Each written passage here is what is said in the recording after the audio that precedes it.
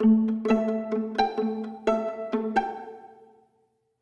the goal of Project Blocks is to develop an open hardware platform that provides designers, developers, and researchers everything they need to create tangible programming experiences for kids.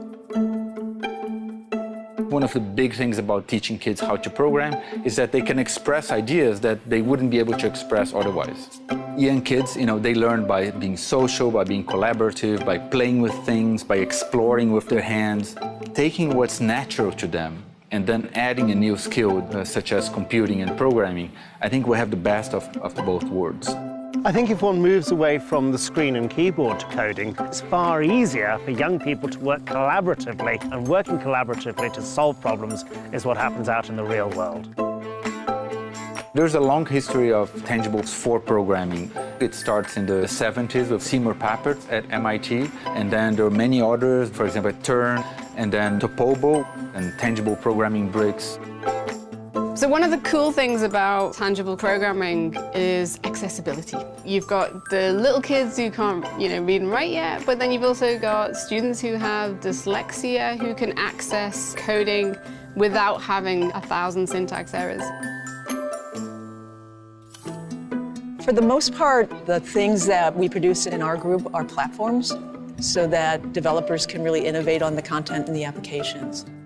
Project Blocks is a research project, and our goal is to create an open hardware platform in which developers, makers, and designers can create hands-on programming experiences for kids. As a first step, we've created a system for tangible programming. And the system consists of 3 main components: a brainboard, baseboards, and pucks. The baseboard works by placing a puck onto it, and pucks can be programmed with different instructions like turn on or off, move in a direction, or increase amount. The board then simply reads that puck's instruction. The brainboard provides power and connectivity, and when you connect baseboards to it, it can read the instructions and send them to connected objects like a toy or a tablet.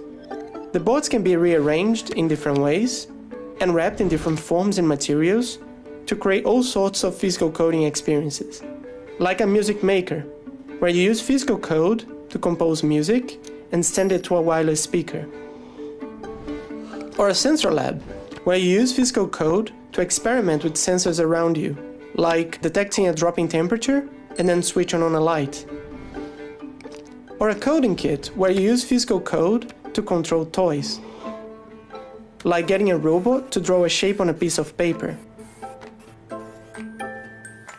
You're now enabling every maker out there to come up with their solution to what could be tangible computing. So suddenly, as a teacher, I'm excited because there's a whole world who's going to be developing tools that I could potentially use in my classroom. The ultimate aim of Project Blocks is to give all the work we've done back to the education, research, and development community for free to accelerate the field of physical programming for kids.